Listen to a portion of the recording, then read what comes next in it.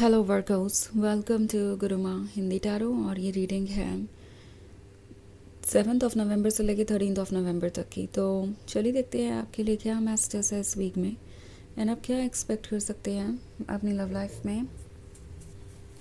Messages for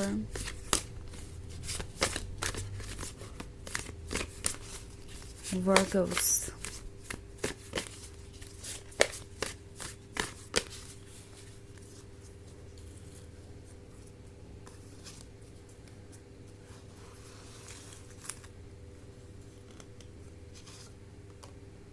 4 of Pentacles,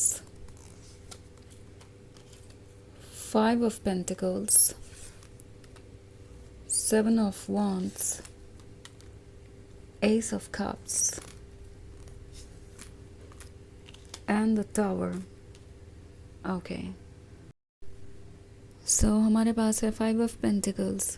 5 of pentacles से तो ऐसा लगता है जैसे कि आप किसी थर्ड पार्टी सिचुएशन में हैं।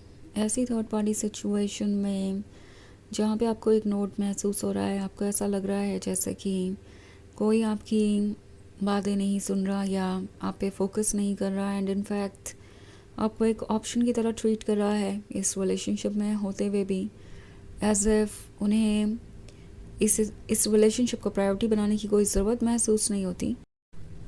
4 ऑफ पेंटिकल्स है 5 ऑफ पेंटिकल्स के बाद, तो क्लियरली ऐसा लगता है जैसे कि कोई ये फील कर रहा है कि वो हर चीज़ को अपने अकॉर्डिंग कंट्रोल कर सकते हैं। लाइक आपके साथ तो वो रिलेशनशिप में रह ही सकते हैं और इस थर्ड पार्टी को भी खुश रख सकते हैं।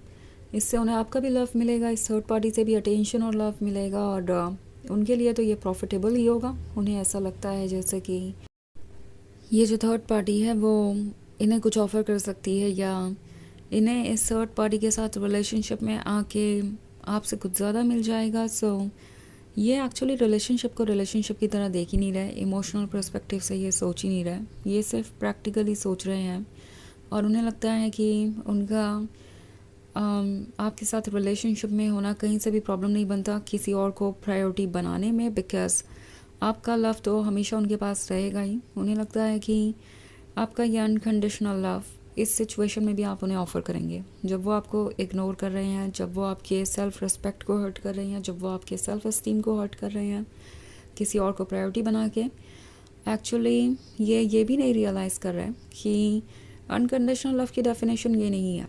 अनकंडीशनल लव वो है जो आपने उन्हें ऑफ़र किया जब आप उनसे मिले थे, तब जबकि वो आपके काबिल भी नहीं थे, या तब जबकि आपको उनके अंदर के फ्लॉज नज़र आ रहे थे, वो फ्लॉज जिसे वो कंट्रोल नहीं कर सकते। मगर अगर कोई ऐसा फ्लॉ है जिस पे उन्हें वर्क करना है, उनका शैडो साइड जिस पे उन्हें ध्यान देना चाहिए, अगर वो ऐसा जानबूझ के नहीं करते और तब आप उन्हें वो लव ऑफ़र करते हैं, तो वो कहीं से भी अनकंडीशनल लव नहीं है। वो एक तरीके से आप उन्हें एक मौका दे रहे हैं कि वो अपने ऊपर वर्क करें एंड इवेंचुअली आपका भी पेशेंस ख़त्म हो ही जाएगा। और ये बात इस पर्सन ने समझा नहीं और वो अभी भी आपको एज तक पुश कर रहे हैं।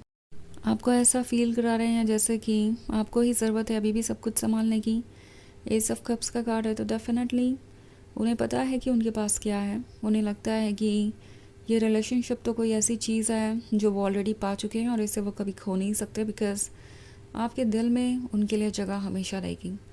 नाउ ये थर्ड पार्टी भी आप दो तरीके से देख सकते हैं। एक तो रोमांटिक इंटरेस्ट हो सकता है, एक फैमिली मेम्बर भी हो सकते हैं जो इस रिलेशनशिप को पसंद नहीं करते एंड आपका पर्सन, चाहे ये रोमांटिक पर्सन हो या कोई फैमिली मेम्बर, उन्हें सिर्फ इसलिए चुन रहा है क्योंकि उन्हें लगता है कि ये थर्ड पार्टी उन्हें कुछ ज़्यादा ऑफ़र कर सकती है या कंफर्ट जोन में रह के वो खुश रह सकते हैं इस थर्ड पार्टी को चूज़ करके।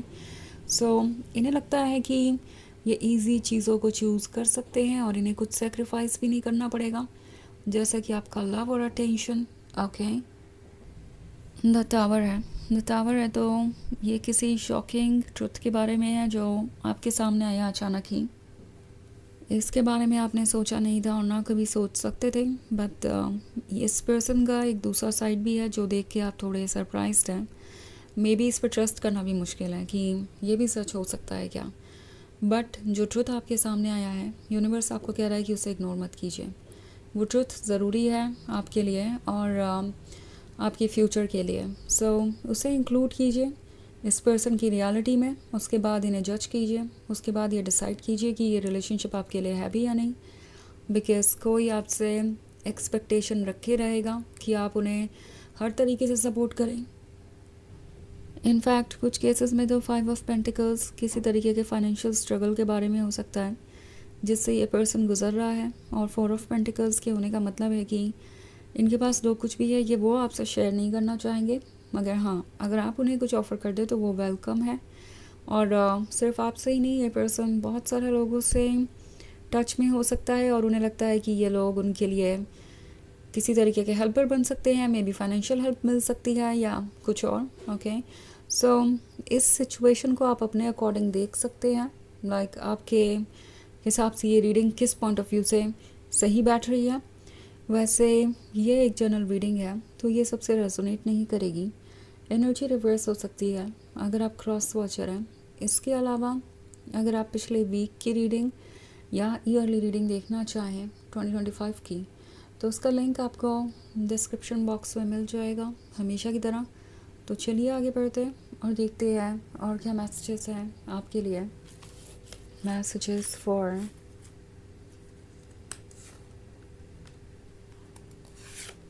Virgos, the Hermit, King of Cups, the Star, 5 of Swords, 5 of Cups.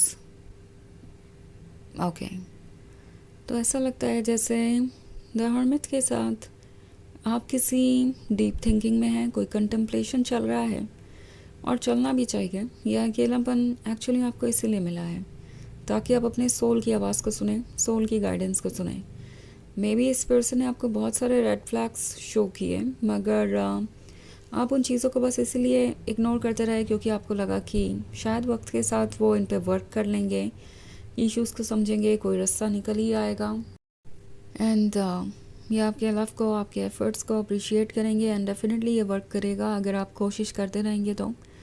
But king of cups का कार्ड आपको ये क्लियरली शो कर रहा है कि इस पर्सन के लिए अपने आप को प्रूव करना ज़्यादा ज़रूरी है। लाइक ये इस वक्त दूसरों का वैलिडेशन ढूंढ रहे हैं क्योंकि दूसरों के वैलिडेशन के अकॉर्डिंग ये खुद को जज करते हैं।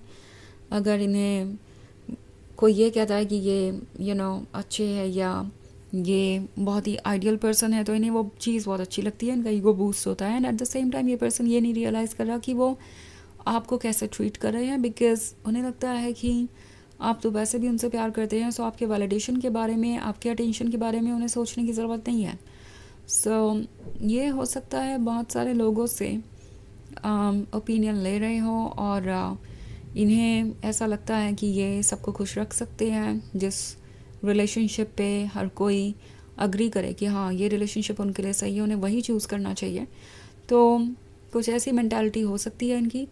5 ऑफ स्वॉर्ड्स है तो टैरो आपसे कह रहा है कि सिचुएशन चाहे जैसी भी है आप उससे लड़ सकते हैं, अपने लिए स्टैंड कर सकते हैं और आपको करना भी ऐसा ही चाहिए।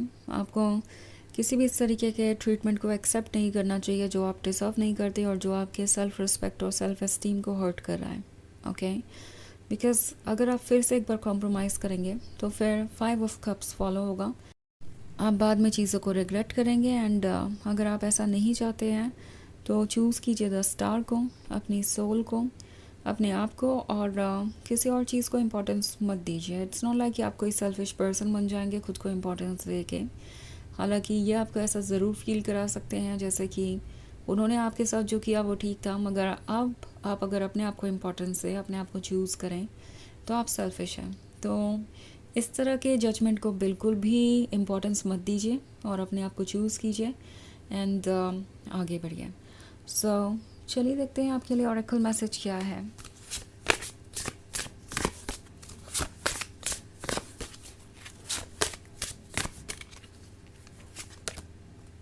Builder, your innate ability to build and create brings you a deep sense of accomplishment.